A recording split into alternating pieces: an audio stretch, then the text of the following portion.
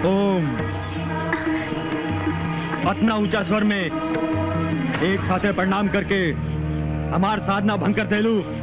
दरअसल हमने यहाँ एक खातिर स्वामी जी हमने रउआ से भेंट करे आयल हैं। जी हाँ। एक बेर ता भेंट हो चुकल है, दोबारा मिले का मतलब? आप तो अंतर्यामी हैं, ज्ञानी हैं, हो सकेला रउआ ज्ञान से हमनी की समस्या दूर हो जा। समस्या के समाधान ता उहे कर सकेला जे ई समस्या उत्पन्न कैले हो। लेकिन स्वामी जी हमनी के जो समस्या है वो सिर्फ आप ही दूर कर सकते हैं। कैसन समस्या? ये चिनार के जंगल में प्रकट होके वाली रोशनी। प्रकृति के राज के जानल चाहता रहा, राज के जानल चाहता रहा। अरे मूर्ख, जौन रहस्य के सृष्टि के चित्रकार उजागर नहीं के कल चाहत, ओकरा खातिर तू लोग काहे व्याकुल होता रहा? काहे होता रहा? धन कमाए खातिर? नहीं स्वामी जी, ज्ञान खातिर। ज्ञान तू लोग के बस के बात नहीं थे। काहे तू लोग सृष्टि के निर्माण के ज्ञान के नाम से उथल पुथल कल चाहत हो? जंगल के वातावरण काहे नष्ट कल चाहता रहा तू लोग? एक परिणाम जानता रहा तू लोग? क्षमा करी पुजारी जी, सृष्टिकर्ता ब्रह्मांड के साथ हमनी और आपके भी तरह टोले हुए। पंडित जी, हमने उन्हीं के बनावल कायनात के कुछ अचरज चीजें उनके माने वाले तक पहुंचावेली। और सच्चाई के उजागर कईल कौनो पाप ना स्वामी जी। आपके बड़ा उपकार हुई अगर आप हमने के ई रहस्य से परिचित करवाई। जी स्वामी जी, हम आपके बहुत आभारी रहो। हमने के निराश मत करी, आशीर्वाद स्वरूप हमने के वो रोशनी के रहस्य बता दी हैं।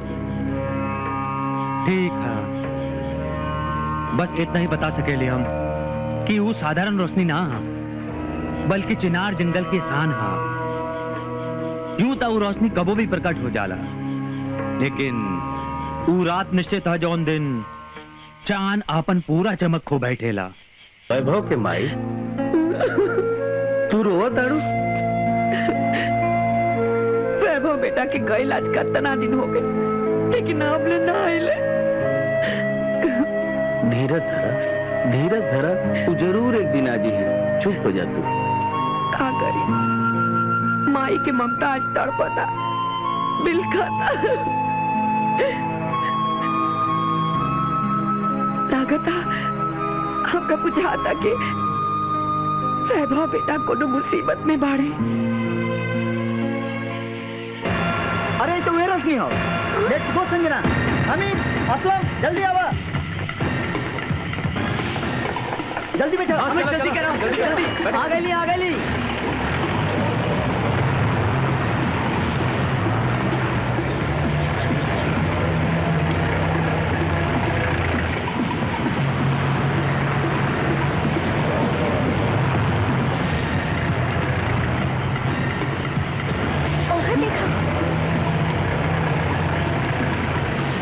हमने के जल्दी वहाँ पहुँचे के पड़ी।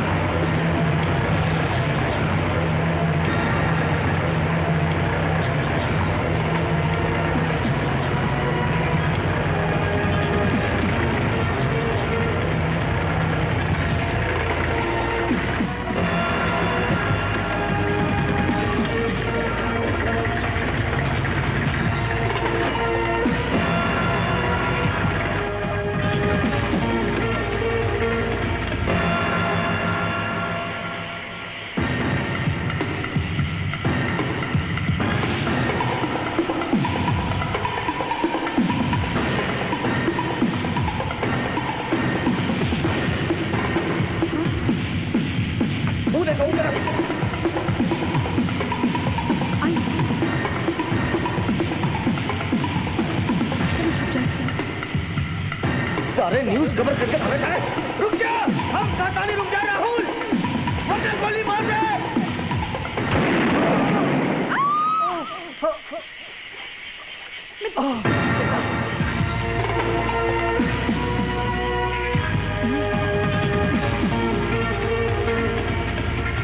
के भाई हमर बाहर निकल, हम सातानी। विकी तोहरा के यकीन बा खूब गोली ओकरा लागल है?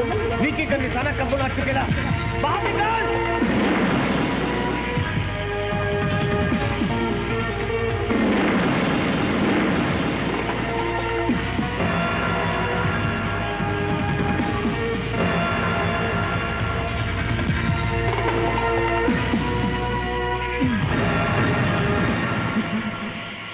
मितवा ई ना हो सकेला, ई ना हो सकेला। मितवा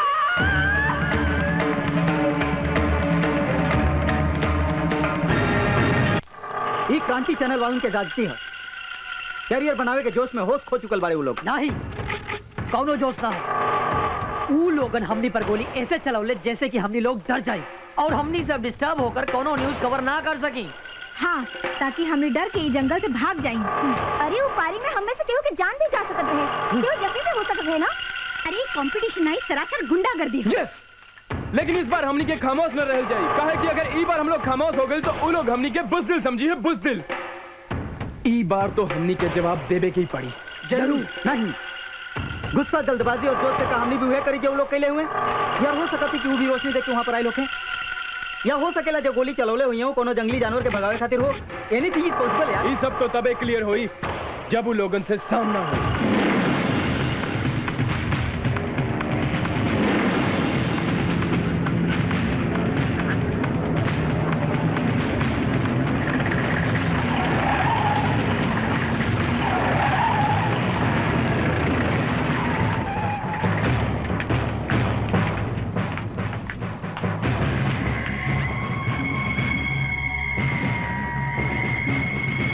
कारे बुज़दिल पीठ पर वार करत आ रहे हो, अपना आपके मर समझता रे। अगर दम बा तो चला गोली सीना पर। अच्छा तब मौत का डर तू लोगन के हमरे सामने ले आइला है? ई तो समय बताई कि के का करी। और रहल बात तोरा मर्दानगी के, ऊ तो तू वही दिन प्रूफ कर देले रहले जब तू एक अकेली लड़की पर अटैक कइली। वो दिन तक तू एके बचा ले हले, बार बार ना बचा पाइबे।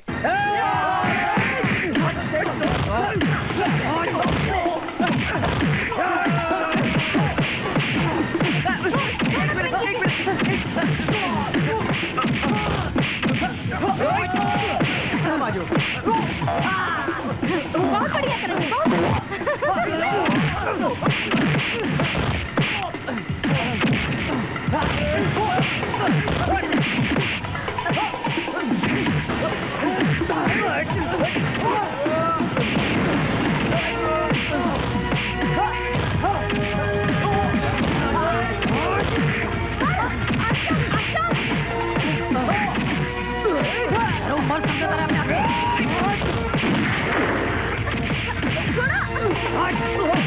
रुक जा ना तो गोली मार दे।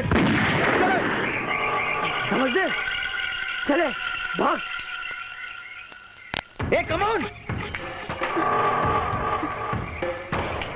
देख विकी, एक एक हल जाला जिगर ई ले। ई तो दूसरा गलती है। पहला गलती पर तो के माफ कैली और आज तोरा दूसरा गलती पर तो के जिंदा छोड़त हई। और तीसर गलती कैले से पहले 10 बार सोचिए, कहे कि एक बार पिस्तौल वापस ना करब जा, बुझला? Let's go guys. कहां से कहां हो गई हमारा सब खेलत दुनिया उजड़ गई। पिछला जन्म में भी हमार मितवा हमसे बिछड़ गई और इस जन्म में भी। आखिर काहे भोले बाबा का नाग नागिन के जिंदगी में खाली जुदाई होला। मोहब्बत में केहू के तन्हाई ना मिले, मौत मिले, बाकी यार के जुदाई ना मिले।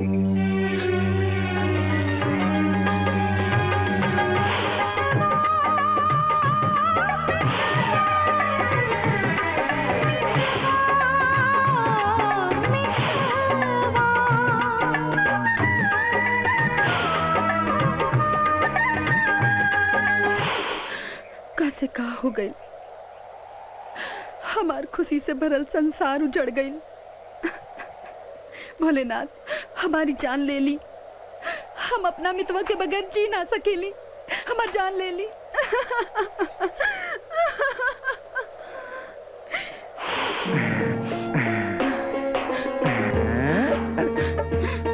अरे तू तो रोवत आरू।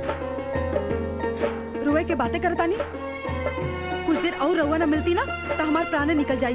अरे बाबा हम तो खाली मजाक कैली हैं। ऐसे मजाक दोबारा मत करब। अच्छा हमरा के माफ कर द। एको बात बतावा, अगर सच में हमरा के कुछ हो गई तो? आग लगा देव दुनिया के, जला देव सगरे संसार के। अगर रउआ के कुछ हो गई तो। ना, अबे ना, जब तक हम अपने मितवा के खूनी के नरक तक ना पहुंचाई, हम ना मरब।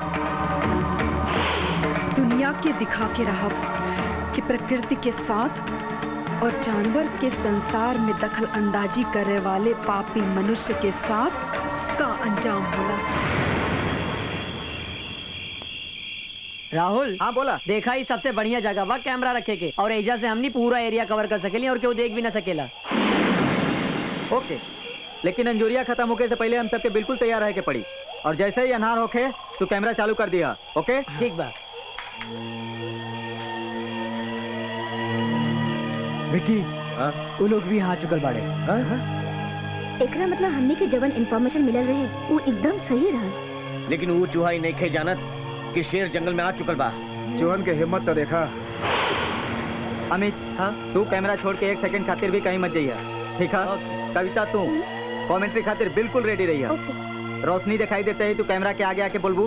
हाय, मैं हूँ कविता जौहरी और आप मुझे चिनार के जंगल में रहस्य भरी रोशनी के साथ देख रहे हैं। इस वक्त यहाँ जंगल में बहुत ही भयानक मंजर चल रहा है, तो अब आप देखेंगे कि रोशनी का राज क्या है। राइट सर? बहुत बढ़िया। अगर रोशनी की प्रकट होके के रात आज है, तो काल रात कैसन रोशनी रहे जेकरा कारण इतना टेंशन भइल?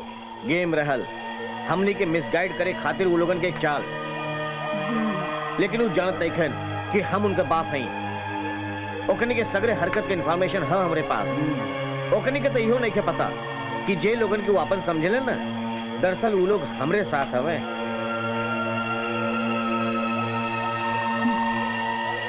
अमित, तू कैमरा बंद करा, और जैसे ही रोशनी प्रकट होके ना कैमरा चालू कर दिया। ठीक बा।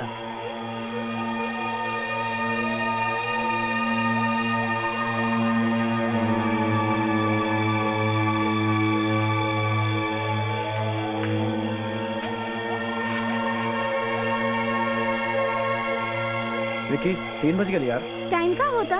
हाँ, 3 बज गए। और अब तक रोशनी के कोनो पता नहीं है।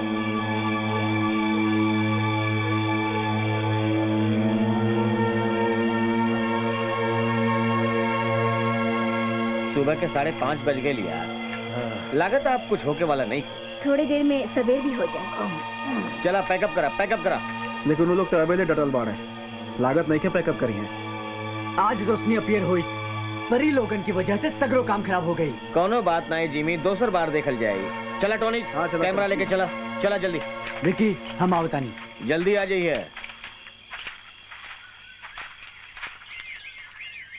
अब तो सुबह भी हो गई, इंतजार के लिए बेकार बा। पैकअप करके यार। ये बेहतर हुई। अतरंगी, कैमरा ले ला। अतरंगी? ओ अतरंगी, अतरंगी? अरे का भइल पता इनके? ना, अतरंगी। रोशनी, रोशनी कहाँ बा रोशनी? अबे तोरा भेजा में बा रोशनी। रोशनी, अभी थोड़ी देर में सूरज निकले ही वाला है, फिर तू देख लिया रोशनी। चल। 1 मिनट। ई कविता और अमित कहाँ गेले? अमित? अमित? अच्छा, तो तू यहाँ छुपल हवा?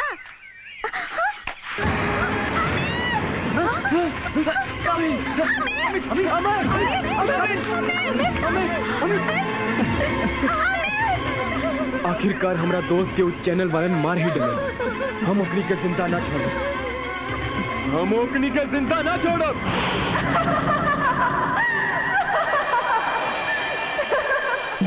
हाँ साहब, हम तो उन्हें बोलनी जौन सुन ली। तू हमनी के काम और आसान कर देलू सकुरानी। बहुत बहुत धन्यवाद। ई काहे के साहब? तू हमार कपड़ा जोन बहुत अच्छा धोलू। धोबन है साहब, हमार तो काम में है कपड़ा धोवल। अब अगर अच्छा कपड़ा ना धोए तो आप लोग बार-बार थोड़े बुलाइबे हमरा के। तू हमनी के ख्याल रख लू ना, तो हमनी के भी तुहार ख्याल रखे के पड़ी। आप बहुत अच्छा साहब लोग हैं, और वो मौका लोग तो पूछते नहीं खन। अरे, हमके एक बात याद आइल। कैसन बात? उ लोगन के साथ बहुत बुरा भइल साहब। का भइल? उ का नाम रहलो के? हाँ, वो अमित रहला, ओके केहू मार देलक। का? हम चलत हई साहब। राहुल, वो ये लोग अमित के खून कैले हवे। वो क्रांति चैनल के अगेंस्ट हमने के पुलिस कंप्लेंट करिए के चाहिए। हाँ, ओकरे खातिर तो 500 किलोमीटर दूर जाए की पड़ी। बात दूर जाए के निके भाई, FIR में पुलिस के का लिखवावल जाई?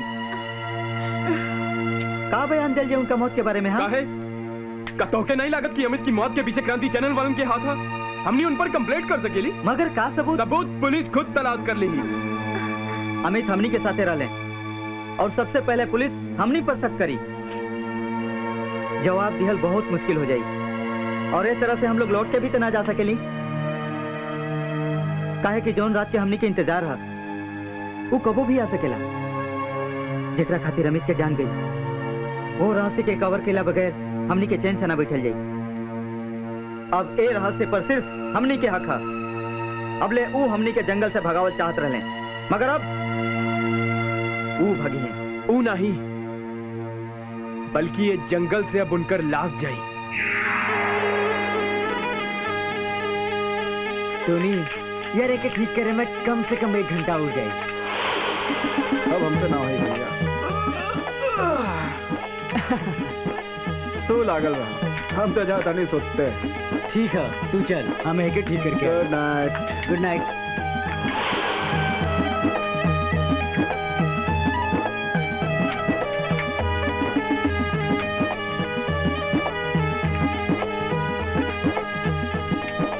Hello handsome. हाय। ओह, तू हाँ, तो से मिले आईली हाँ। का कहल चाहता था? दरअसल हम तो के कुछ राज के बात बतावल चाहत हैं, लेकिन वो हम तो के यहाँ ना बता सकेली। ओकरा खातिर तो के हमरा संगे चले की होई। बोला कहाँ चले के पास? ढेर दूर नहीं, बस पास में। ठीक बा, चल। आवा, घबरा मत, आवा ना।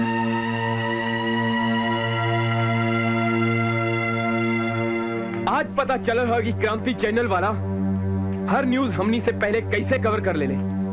इस सगरे बात उकुल अपनी इंटेलिजेंसी से मालूम ना कैले, बल्कि अपन हर प्लान, हर मूवमेंट के ओकनी के बराबर खबर मिलत रहे। ये सब तोके कैसे पता? वो यकीन के साथ कहते ही जोन हम ए आंख से देख ले हई। का देख ले हो तुम? वो दुश्मन के जो हमनी के प्लान के इंफॉर्मेशन बना के ओकनी तक पहुंचावे के काम करत रहे। सबके काटा करके होके एक बार चुप जाए तो फिर निकले मुश्किल बा। कहीं हमरा पर सख्त नहीं कर। देख असलम, तोके जौन कहे क्या खुल के कहा हो। कौन हो गद्दार? कहाँ हो? ए वक्त वो हमनी के बीच मौजूद है राहुल। साहिब, साहिब, कोई है हम की रंग बिरंगी। अरे अतरंगी। हाँ हाँ, अतरंगी। अतरंगी। साहिब, ये पतंगी हमसे बोले कि काल से हमके धोबन की जरूरत नहीं के। अब कपड़ा हम खुद ही धोए भा। ये खातिर हम 2 दिन से आई लेना। ठीक है, फिलहाल तू जा और कपड़ा बाद में लिया। ठीक है साहिब। एक बात बोली साहिब, आप चिनार ने पंडित से मुहूर्त काट के नहीं खाए लागत, तबे तो इतना गड़बड़ होता। अब देखा ना, अमित साहब मर गए। ये बात तोके कौन बतौलस? अमित तो शहर गए हुए ना? ऐसा का? दादा रे दादा, गलती हो गई साहब, माफ कर दो। पर हाँ, वो दूसरा होटल में विक्की साहब के जोड़ीदार रहल ना, वो भगवान के प्यारा हो गई। ये बात पक्का है। का? ई का कहा तारू तू? हाँ, वो जिमी साहब मर गए। राम कसम हम साफ करता नहीं।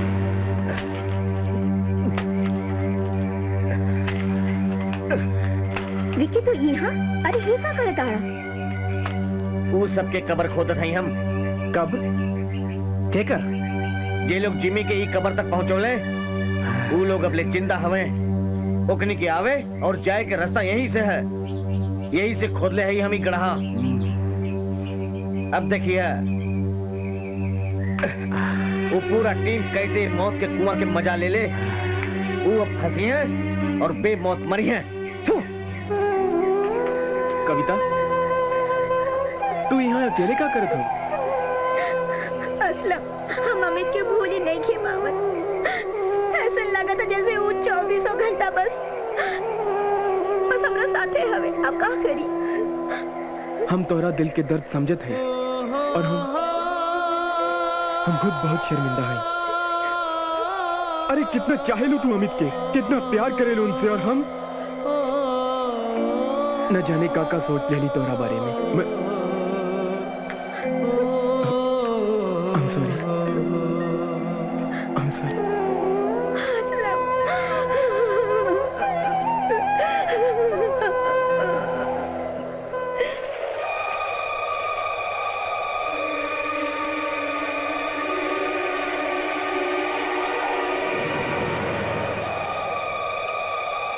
ये कविता असलम के गले में लग रही है कहीं।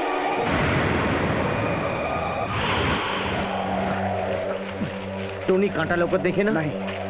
विकी जल्दी करा। अब देखिए कल से कल तक चैनल वाला कैसे मरले मौत के कुएं में गिर के। ए विकी, somebody is coming. हाँ, ये हुआ बता। देखा कविता, अमित तोहरे जिंदगी के हिस्सा रह ले हुए और रही है, जल्दी जल्दी से छूट गया यार, जल्दी। लेकिन ये वक्त हमनी खातिर सबसे जरूरी हम मिशन। हम जानत हैं असलम, यही से तो हम अपने आप के अबले टूटे न दे रही। आगे आवेदा सारे के। आजा बेटा। स्टेप 1 2 3 4 5 6।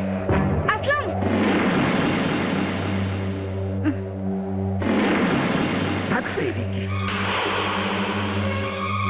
तू यहाँ?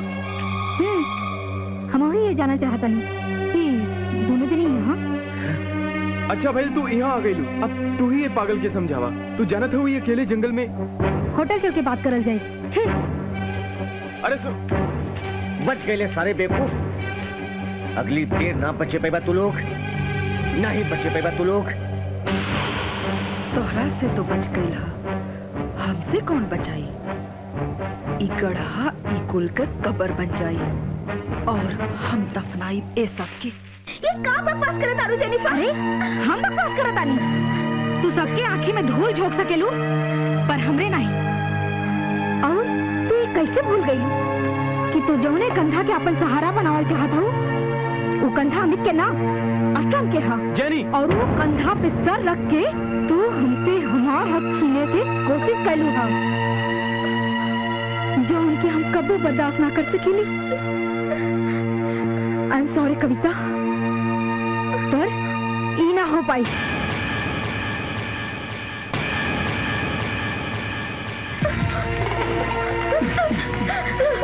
कविता, कविता कहाँ गई? कविता, कविता, कविता, कविता, कविता, कविता, कविता।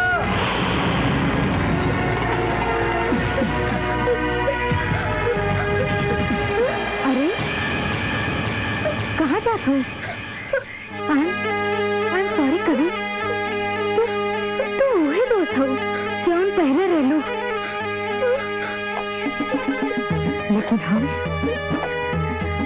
हम तो के अपन दुश्मन मान चुकल है। ये तो का कहताड़ू?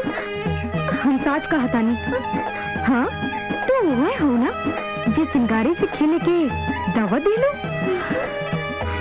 एक पल में हमसे हमार चैन, हमार सुकून छीन ले लो। अब तू जिंदा ना रह सकेलू। हाँ हम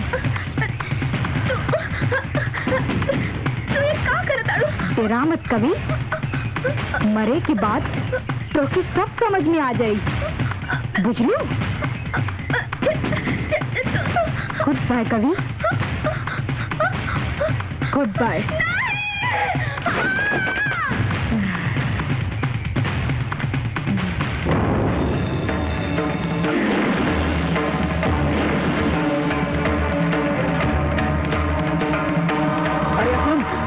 कविता की कुछ पता चलन?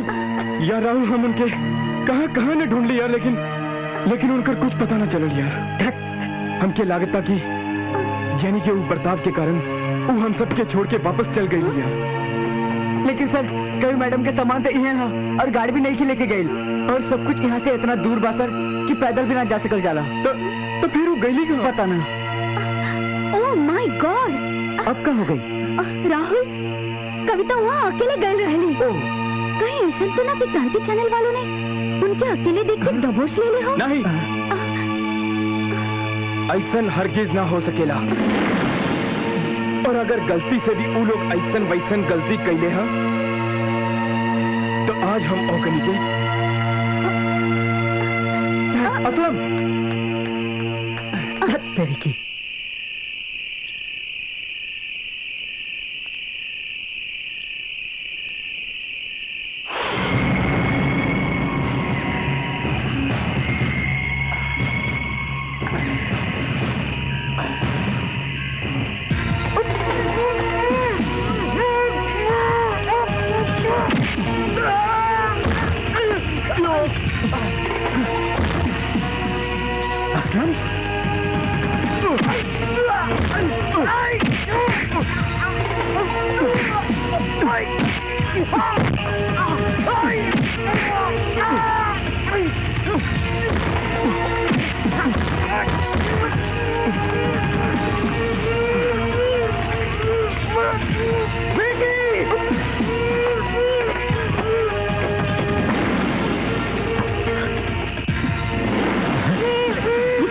टोनी अब तो यहाँ बैठ के पियत रहल है ना विकी वही के आवाज रहल।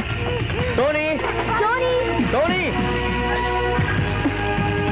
टोनी टोनी दूसरा और देखा टोनी टोनी विकी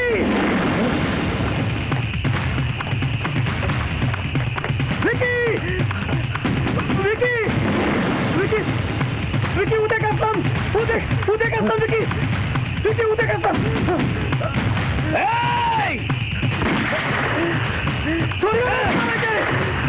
ये रुक सारे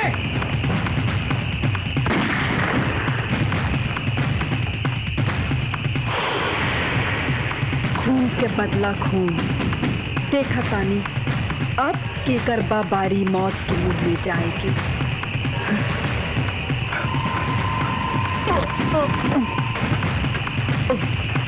रुक जाओ सारे असलम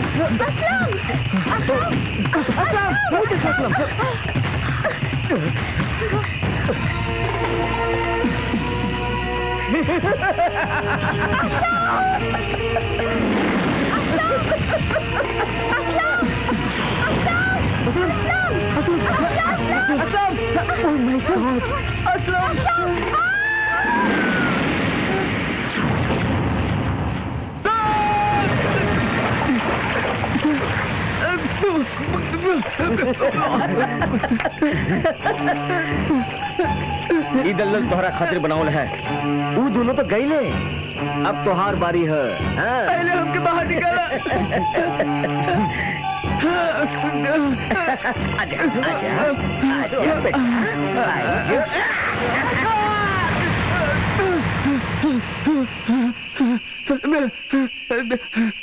जब जब जब सपना में इतना भयानक मौत रहे तो हकीकत में कितना भयानक हुई। जो मेरे से अच्छा है कि हम यहाँ से भाग जाए। हाँ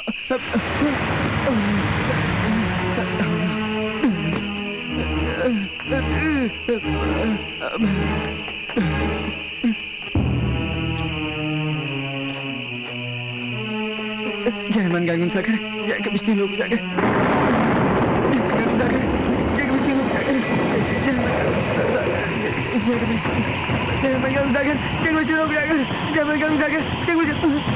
अरे रकन इतना रात के बैग में क्या लेके जाता रे? कहीं कोरोना न्यूज़ पेपर लेके दे लेते। चल निकाल निकाल जल्दी।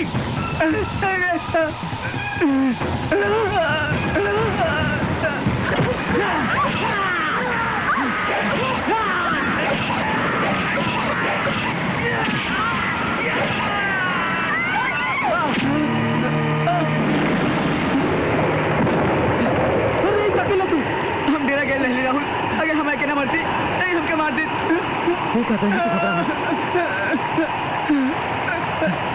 चला चलो जल्दी चलो जल्दी निकलो यहाँ से चलो।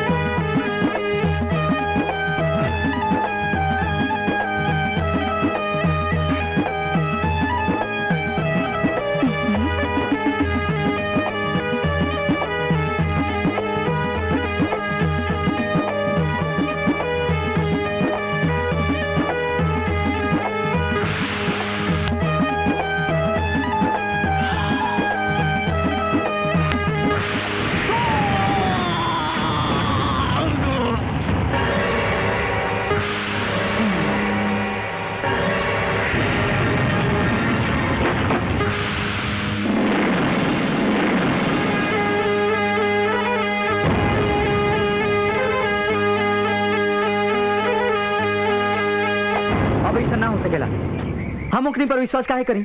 अमित, कविता, असलम सब ओकर दुश्मनी के शिकार हो गए।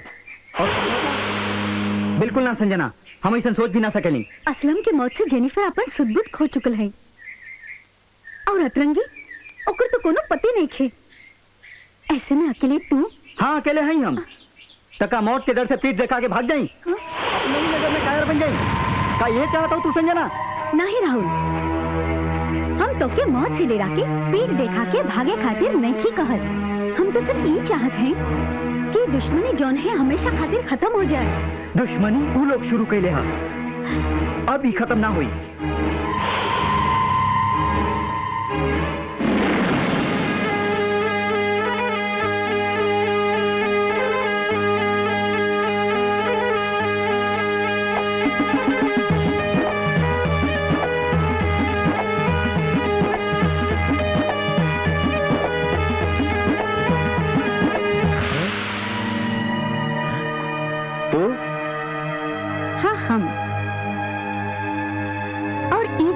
प्रपोजल लेके आए हैं जौन तोहरे और हमरे लिए बेहतर है। का चाहता रू तू? हम समझौता चाहत हैं क्रांति और कल से कल तक के चैनल वालों के बीच। वैसे एक बात हमके समझ में ना आयल कि समझौता के बात करे तू कहाँ आयलू? तुहार राहुल काहे ना आयल? एक खातिर कि ई झगड़ा शायद हमरा कारण शुरू भइल रहे और हम ई चाहत हैं कि झगड़ा खत्म हो जाए और ये दुश्मनी जौन है वो दोस्ती में बदल जाए। तो तू जानता रू कि ये झगड़ा और दुश्मनी की वजह कार है, फिर वह बात पूरा हो जाए तो हमके हर समझौता मंजूर है। हमरे ये बात की बुरा मत मनिए। इतना नसीब की बात बा कि रोशनी की खबर पहले मिल जाए। हम ये बात रोशनी की नहीं तो हार बात करत हैं और ये समझ ले हमार जान कि समझौता के पहला शर्त यह है। शर्त? कैसन शर्त? बेबी, जौन हम चाहते हैं वैसे न तू मान ला, तब हमके यकीन होई कि तुहार दिल साफ है और तू सच्चे दिल से हमके अपन दोस्त मान ले लू और यह बात तुहरा राहुल के जान बचा सकेला। ठीक बा मिस्टर विकी, हम राहुल से इतना प्यार करेली कि हम उनके बचावे खातिर कुछ भी कर सकेली। संजना, तू यहाँ हो और हम तोके कहाँ नहीं तलाश के ली। हम यहाँ तुहार इंतजार करत रहली। तो बतावे के तो चाहिए। राहुल, इका संजना प्यार कैके कहल जाला आज हम तोके बताई। इतना बोझ तो हम तोके पहले कबो न देखनी। यहाँ के मौसम बोल होके पर मजबूर कर देलस। वैसे फिक्र मत करा, यहाँ न तू बहक सकेला और न हम तो सिर्फ यहाँ तुहार टेंशन रिलीफ करे आयल रहली, तुहार भी और हमार भी। राहुल, ये क्या हो? तू क्या हो? ये तो हम पूछत है कि तू के हो? हम संजना है, तू संजना हो ही ना सकेलू। काहे के संजना हम हैं? तू जुड़वा बहन लोग तो हमके धर्म संकट में डाल देलू, मगर असली संजना कौन है वो हम बताए। हाँ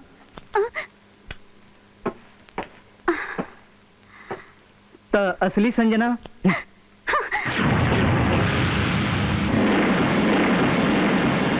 कौन है? तू तोहार मौत। आज तो तू एकरा वजह से बच गई बाड़ा, अगली बेर ना बच पाई बा तू। राहुल हमके समझ में नहीं आवत ये का होत हो। हमने कोनो नया मुसीबत में फंस गई संजना। तब फिर हमने का करी? चलो हमने साथ। इतना सब कुछ हो गईला के बाद भी रहस्य ना जान सकला। ता सुना, वो रोशनी मितवा के सीने में पले वाली किरण है। मितवा के जब आपसे मिलन होवेला वो रोशनी प्रकट होले। हो सकत है तू लोगन वो रोशनी के अपना कैमरे में कैद करे खातिर कुछ कहले हो का? नहीं स्वामी जी, हमने कुछ नहीं कहले, हमारे विश्वास करें। बगैर कुछ कहले तू लोगों की जान के पीछे कैसे पड़ सकेली? ये तो हमारा समझ में नहीं किया हुआ कि हमने के काहे मारल चाहतिया, लेकिन आप तो बुद्धिजीवी हैं, आपके पास ओकरा से बचे खातिर कोनो न कोनो उपाय जरूर हुई स्वामी जी। हमें बचा ली स्वामी जी। हमने कुछ नहीं खेले, हमें जीवन दान दे दी। हमने के कुछ नहीं खेले, हमें बचा ली स्वामी जी। उठो, ठीक है, हम तू लोगन के बचावे के अवश्य प्रयत्न करब।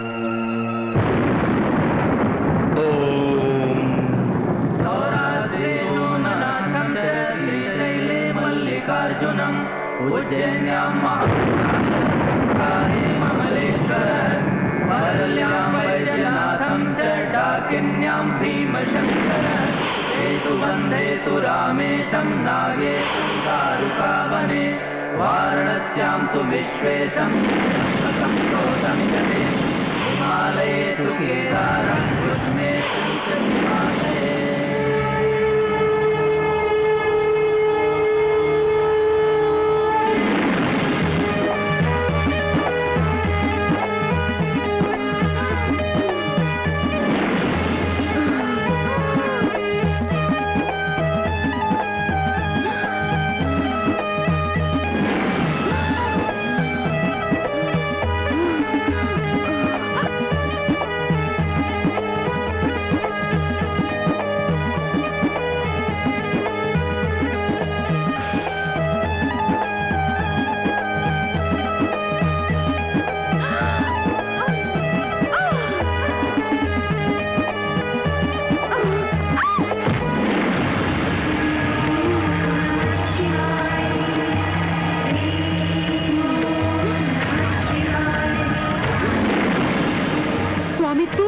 मितवा हम जानत तानी तू के हऊ। हमरा सिवा हमरे बारे में केहू नहीं के जानत। ठीक है, फिर तू ही बता तू के हऊ। और हम ना बताऊली ता हम तो के हमेशा हमेशा खाते यही अग्नि में भस्म कर दो। असंभव। तू तो का ई दुनिया के कोनो भी ताकत हमके भस्म ना कर सकी। लागता तू हमके साधारण स्त्री समझता रह, बाकी हम कोनो साधारण स्त्री नहीं की। हम नागिन, इच्छाधारी नागिन है। हम कोनो भी रूप धारण कर सकेली और तू हमके भस्म करे के बात करता रह। अरे भस्म करे है तो इन लोगन के करला। जे लोग हमसे हमार मितवा के छीन लेलन, हमार पूरा दुनिया उजाड़ देलन। हमके वो दिन आज भी याद है जब हम अपने संसार में खुश रहली। हम और हमार मितवा।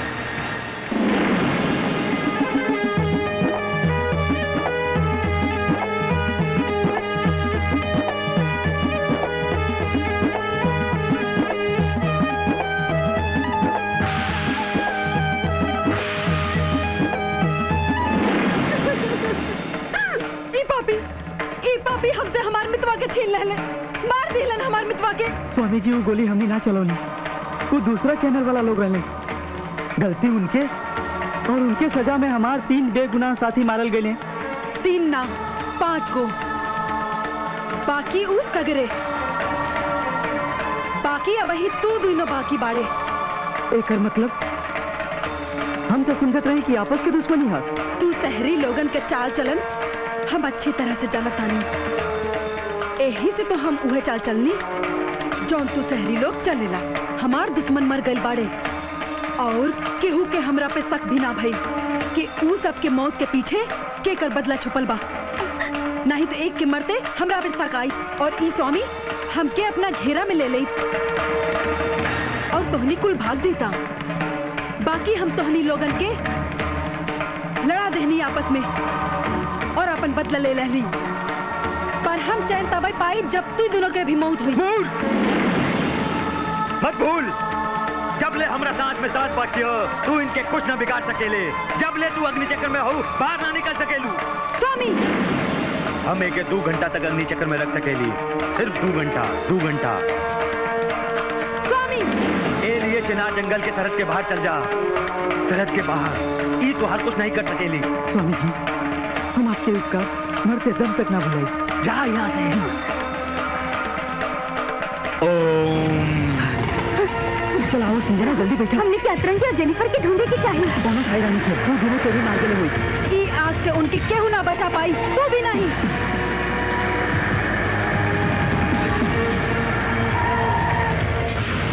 तोहरा माथे पे आई पसीना ई आखिरी पसीना बने से पहले हमके जाए दे। एक बार कोशिश तो करो। संजना आखिर तुम्हें ढूंढ गए उनके बाकी बात पूरा संजना 30 होते 1.5 घंटा में जंगल पार करे के बाद और तेज चलावा राहुल। अब कुछ देर में तोहार समय सीमा समाप्त हो जाई। जाए दे हमके, वरना तू बे मौत मारल जाइबा। हमने 1 घंटा में ये जंगल के कैसे पार कर पाए? कर ले जाए।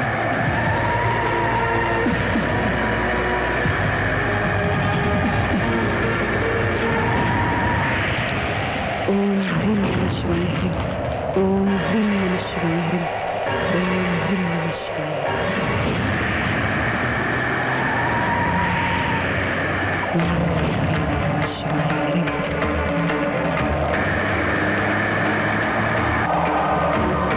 स्वामी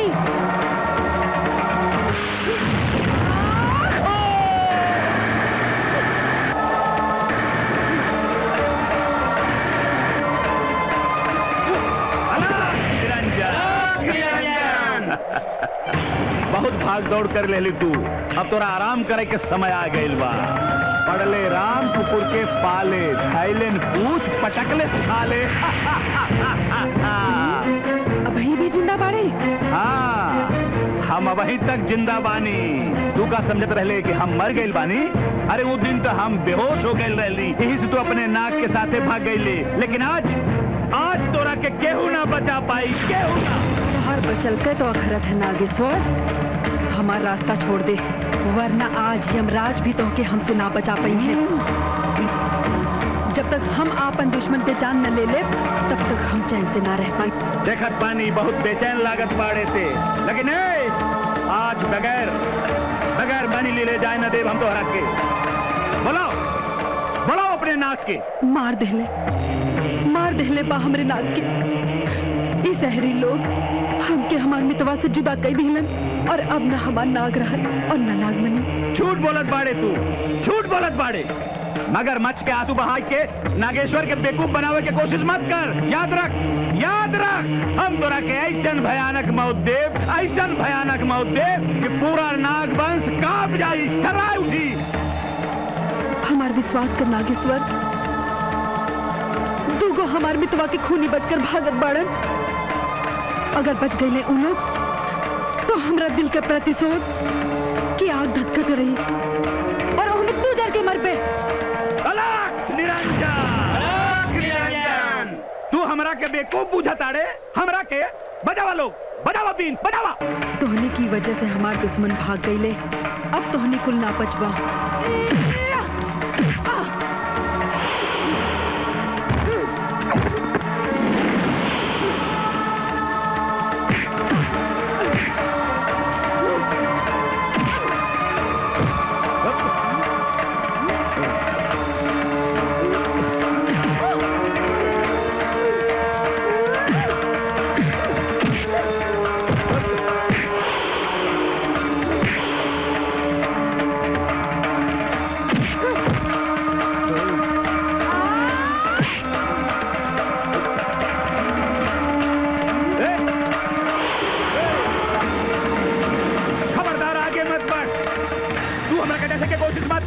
तू भी ना बच पाई बे। अरे हम बहुत पिछैला बानी, बहुत शक्तिशाली बानी, तू बम नियर फट जाई बे। दूर रह। मंजूर बा हमके, वैसे भी तोरा जैसन चंडाल सपेरा के मार के ई धरती के बोझ हल्का कर दे। वैसे भी हर पल हम अपना मितवा के बगैर हजारों मौत मरतानी।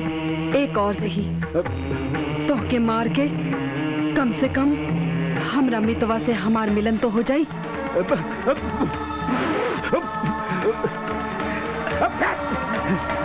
रुक पापी, रुक।